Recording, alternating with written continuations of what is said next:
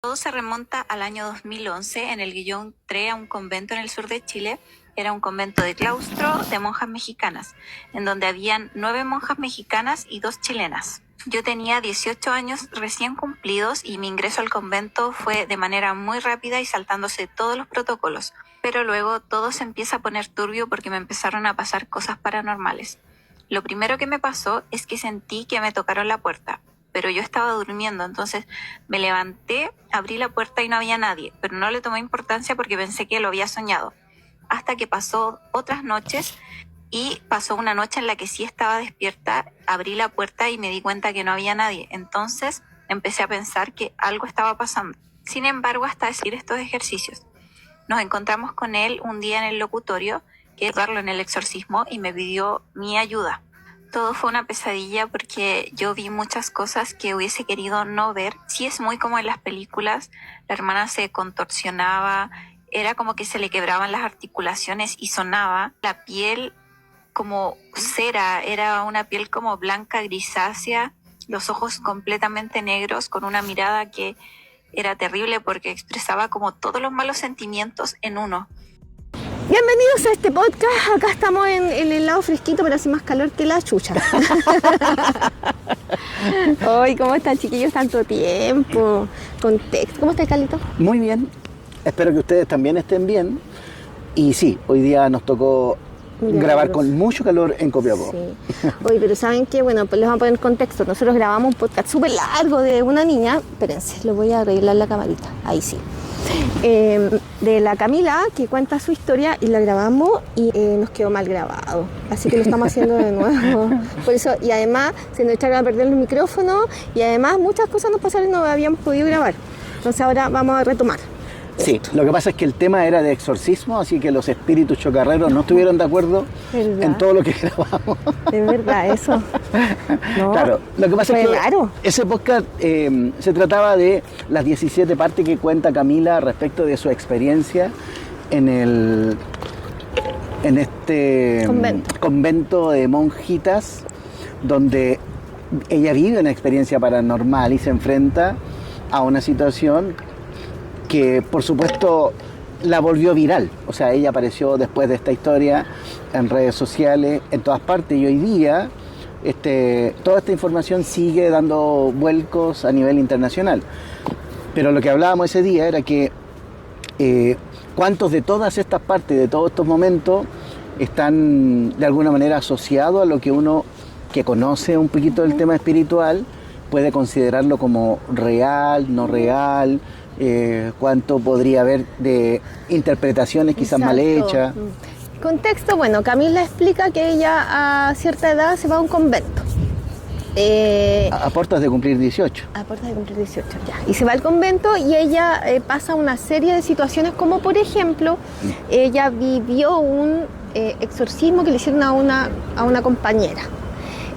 Un curita, y la experiencia para ella no fue muy grata, y cuenta y relata todo lo que sucedió, desde los ruidos que ella sentía, la cercanía, y ella en cierta forma ayudó al sacerdote porque tenía como el formato. Ella era una persona capacitada para claro, eso, ¿no? Ella misma dice que el sacerdote le dice que ella tenía un don. Un don, ¿ya? La habilidad de percibir este mundo espiritual, la reconocen como una persona pura, limpia, y que en esa pureza que ella tenía, los demonios o entidades se sienten más atraídos precisamente por esta capacidad y esta entrega que ella tiene. Pero no la pueden abordar in situ, así no la pueden, porque a la otra persona sí la sí, abordaron. Mira, y por eso que este tema se volvió interesante, y por eso el podcast que habíamos grabado originalmente se hizo tan largo, porque nosotros lo que hicimos fue una analogía de todo lo que significa vivir una experiencia paranormal,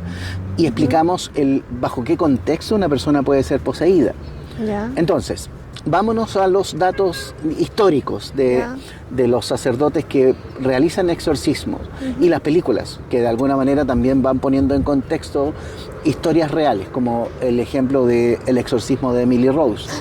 Oye, datos freaks, a ella la contactaron, le dijeron, oye, empezaron todos, ¿por qué no escribió un libro? Escribió un libro y la contactaron para escribir un libro. Ya, ella va a escribir un libro con una editorial. Claro, ella puede contar, digamos, su experiencia y lo que significó.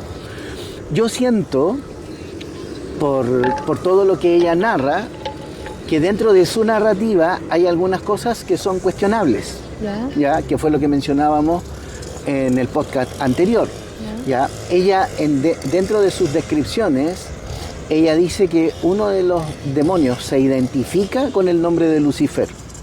Ya, sí, lo recuerdo. Ya. Y eso, yo, por ejemplo, en la experiencia, digamos, que conozco, tengo, y las mismas películas y todos los datos que hay, yo considero que es poco probable que una entidad se autodenomine Lucifer. Entonces, ahí es donde yo entro en cuestionamientos. Nunca en la historia de los exorcismos reales una figura demoníaca se ha autodenominado Lucifer. Los nombres son nombres raros, es decir, los nombres de los demonios son nombres antiguos, pero ninguno hace alusión a Lucifer. De hecho, en los libros y en las informaciones. Eso te iba a preguntar, la información viene de libros antiguos. Claro, la información. ¿Y salen los nombres de estos demonios? La demonología. De hecho, demonología se llama la ciencia que estudia y reconoce las personalidades de estos demonios. ¿Ya? Y en esa demonología, los personajes demoníacos generan distintas reacciones. Por eso, cuando se trata de temas de brujería o hechicería, santería, vudú, las invocaciones se hacen al mundo espiritual. Y en el mundo espiritual suelen responder este tipo de entidades oscuras que están asociadas a la muerte. Esto hace que cuando una persona está trabajando con magia negra, aparezcan gusanos o moscas en la casa que están asociadas a la energía que supuestamente este demonio o esta entidad oscura de bajo astral atrae. Entonces no es al azar. Entonces a mí me ha tocado ver casos concretos de personas que se le agusanaban su sábana, sus almohadas, sus paredes. Y claro, para ir a trabajar y entender el contexto en el que aquí se trabaja, hay que conocer un poquito de cómo funciona esta parte energética. Entonces, cuando un lugar se llena de gusanitos, y va a depender también del tipo de gusanito. Ojo, sí, porque hay gusanitos blancos, hay gusanitos que tienen más tendencia a la humedad, y va a depender también de la zona. ¿Ya? En zonas como el norte, el gusano de magia negra tiene la tendencia a ser más blanquecino, ¿ya? Gris. Por ahí. ¿Ya? Sin embargo, qué lindo. De hecho, las palomas andan por acá. ¿Sabes que a mi casa siempre entran pájaros? Mira qué bonito. Entran colibrí, pájaro, tórtola, y el otro día entró una libélula. Qué bonito. ¿Sí? Bueno, cuando se trata de cosas que ocurren en el sur, los gusanos son más oscuros, ¿ya? Y están asociados a lombrices. Sí, fíjate. Entonces sí, tienen más ese aspecto. Entonces, pero sin embargo, la energía que los mueve sigue siendo la misma. En el relato de Camila, cuando ella llega a esa parte y describe que el demonio se autodesigna Lucifer, ahí fue cuando yo dije, o entendió mal, o dijo otro nombre, o expresó otra cosa, o se interpretó. Yo dudo que Lucifer...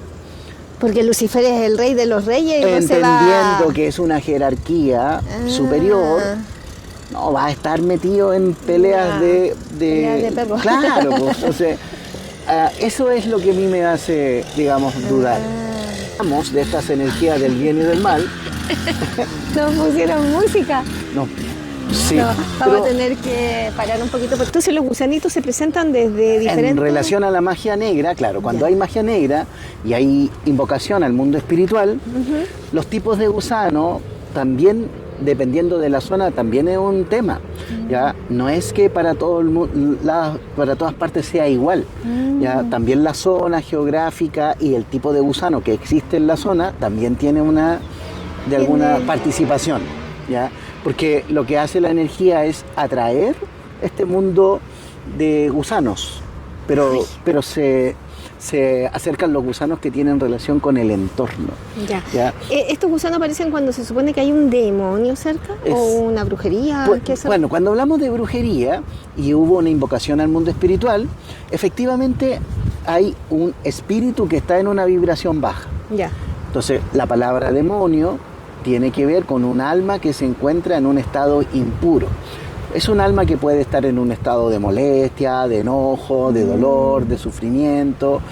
El tema es que, para lo que describe Camila, estamos hablando de espíritus que tienen una trayectoria de miles de años, es decir, son espíritus que han estado en una baja vibración durante muchísimo tiempo. Sí, esta es la razón por la cual hablan lenguas antiguas. No, claro. Cuando hablamos de espíritus e invocaciones en tiempo presente y una persona fue asesinada o muere de forma violenta en un accidente o hay una traición que provoca una muerte, el alma impura o la que queda dolida, la que queda atrapada, la que está en el bajo astral, suele comunicarse en nuestro propio lenguaje. Es decir, la persona que está bajo ese estado de posesión se comunica con un lenguaje agresivo, violento, intimidante. Y esto, cuando tú lo logras identificar en una familia, tiene que ver con el lenguaje incoherente. Cuando tú empiezas a percibir que te estás peleando con un hijo, con el marido, con un papá o con una mamá, y se empiezan a pelear sobre temas que tú dices, pero ¿por qué me dice estas cosas? ¿Eso sería como un egregor o no? No, el egregor es la mente, todo lo que es creación mental, todo lo que es creencia. Arcontes. El arconte podría entrar en esta figura, pero para que sea arconte debe tener una connotación divina. Y el demonio de los exorcismos tiene una connotación divina. ¿Por qué? Ahí hay una diferencia súper importante en lo que preguntaste, porque no es lo mismo una persona. El demonio es un alma impura que pertenece a un ser humano de carne y hueso que vivió y existió en el plano físico. Mientras que el arconte es una figura espiritual que tiene características divinas, es decir, se le debe considerar con algún tipo de rango o jerarquía espiritual. Por eso las figuras espirituales como los maestros, los guías, los gurús, todos los seres que han trascendido la parte espiritual y que se han iluminado a través de la luz, ¿ya? Son figuras que nosotros podemos reconocerlas como referentes espirituales, como guías, maestros.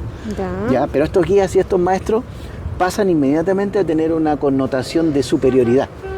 Y cuando tú le das a cualquier ser una connotación de superioridad, no importa si sea luminosa o sea oscura.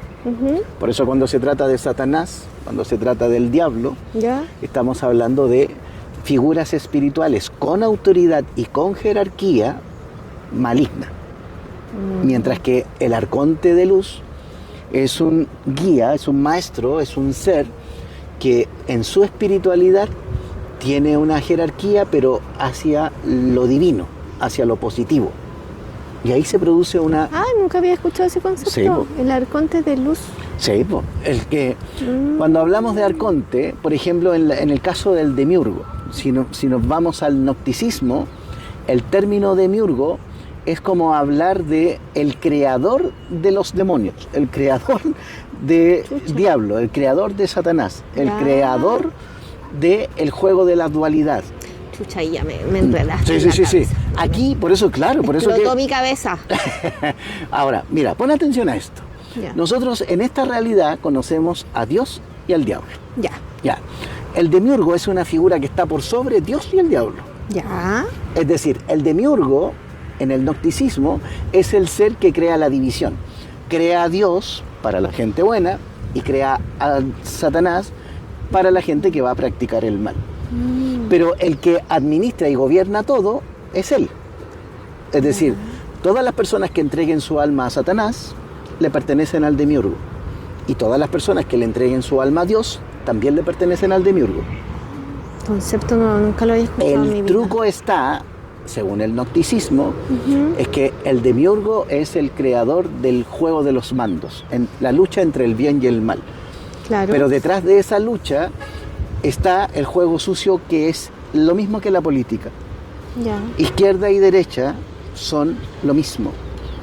Entonces creamos la izquierda para que una gente y unas personas se involucren en ese sentido a defender valores, el tema social, mientras que está el otro grupo que trabaja con el capitalismo y el bienestar material. Sin embargo, si tú miras en forma fría, ambos pertenecen, ambos participan, ambos son necesarios. Y ambos hacen lo mismo, desde otra perspectiva. Y cada cual, cambiando el prisma, de alguna manera, entrega poder a un sistema que está más allá de la izquierda y la derecha, y la gente termina perdiendo por la izquierda o por la derecha.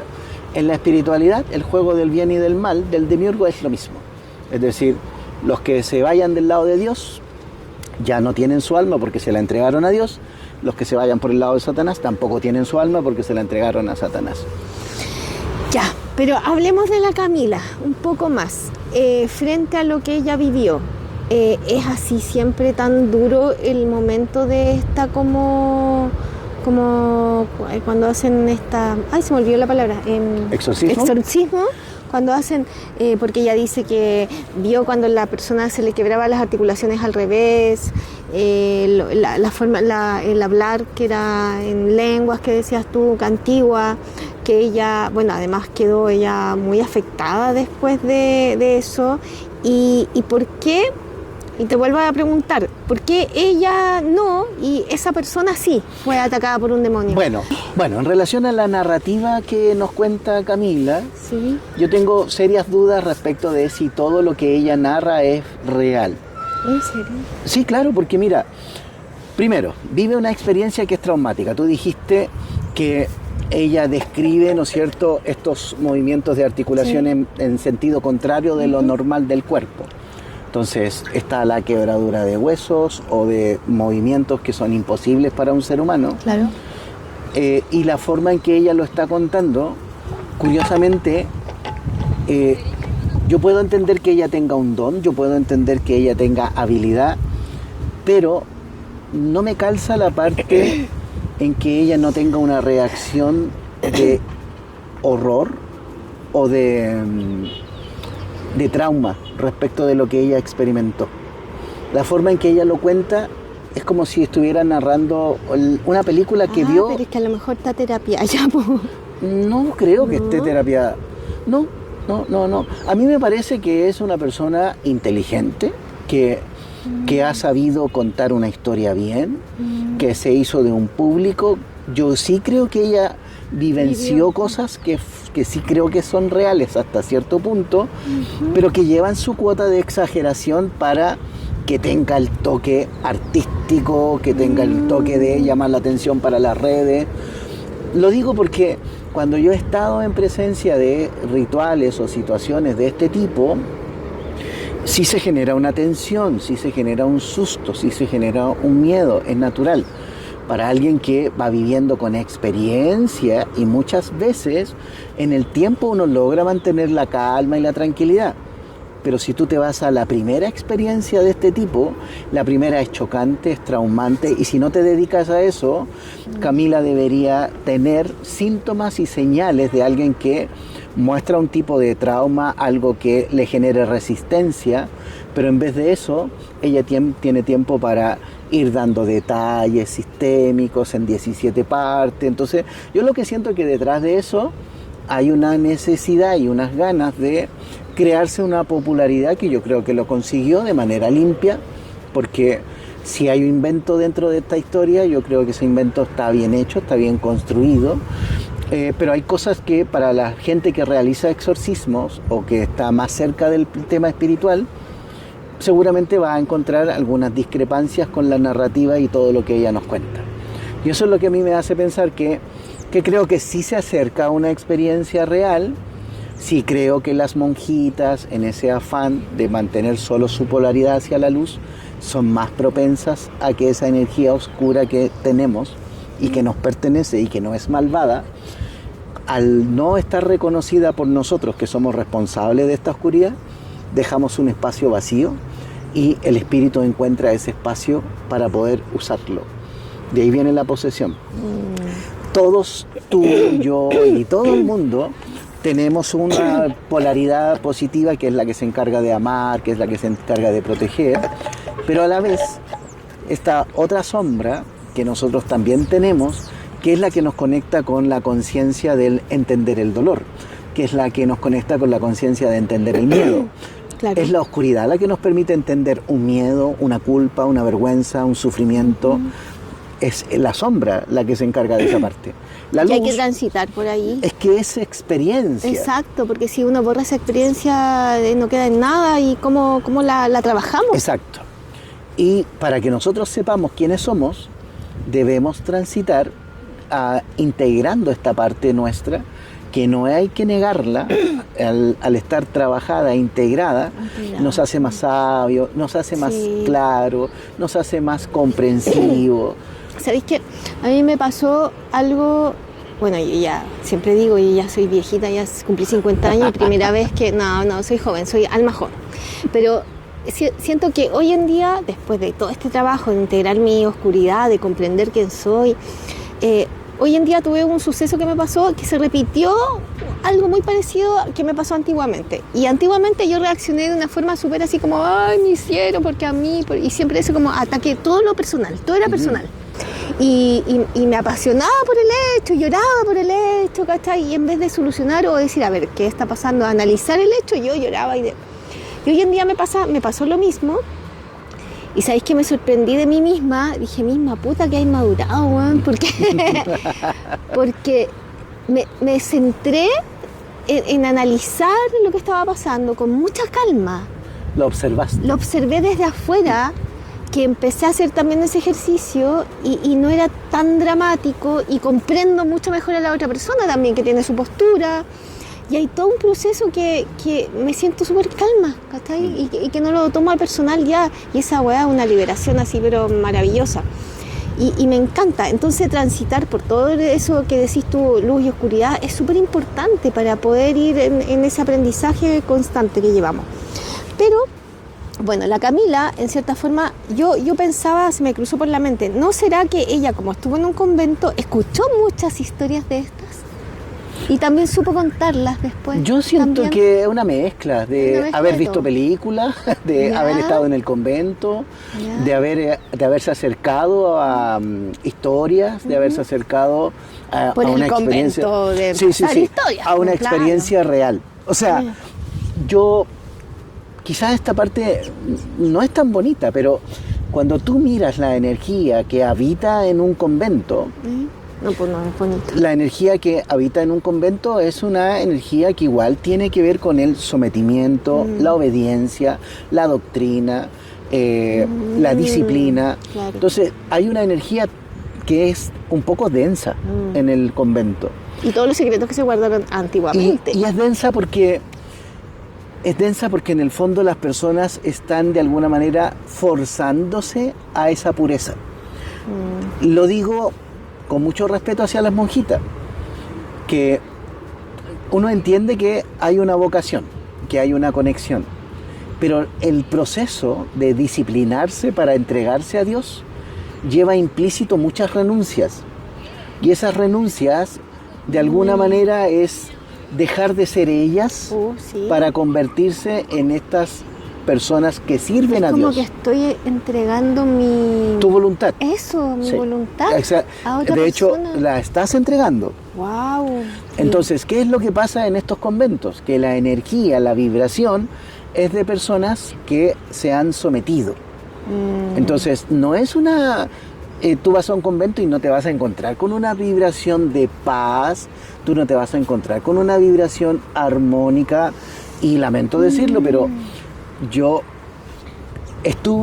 conozco, participé dentro de las comunidades religiosas, y no es lo mismo la energía de una capilla, de una parroquia, de un convento. Ya, en términos de energía, las energías más limpias están en las capillas. ¿Ya? ¿Por qué están en las capillas? Porque las personas que llegan a las capillas normalmente son pequeños grupos de personas que pertenecen a un sector. Y las capillas suelen reunir personas con intenciones de ayudar y de solidarizar. Entonces se mueve una energía que es mucho más más amable. es muy amable, es más sincera, Sí. tiene una Y actitud... el que quiere está, po. Y es voluntaria. Exacto. Es voluntaria. El que quiere está. La parroquia es distinta porque en la parroquia se mueven los coordinadores, los catequistas, los párrocos, sacerdotes. Entonces lleva una energía que lleva un poquito más de estructura porque ellos son los encargados de la administración. Claro. Por lo tanto, la difusión. tienen más responsabilidades. Exacto. Pero las monjitas de claustro, de los seminaristas, Eso, sí. también tienen que hacer una renuncia a su vida mundana para empezar este camino de formación, de conocimiento, de perfeccionamiento, de adoctrinamiento, donde el dogma está por sobre todo lo que tú conoces. Es decir, la gracia del dogma es que tú vas creyendo sin cuestionar.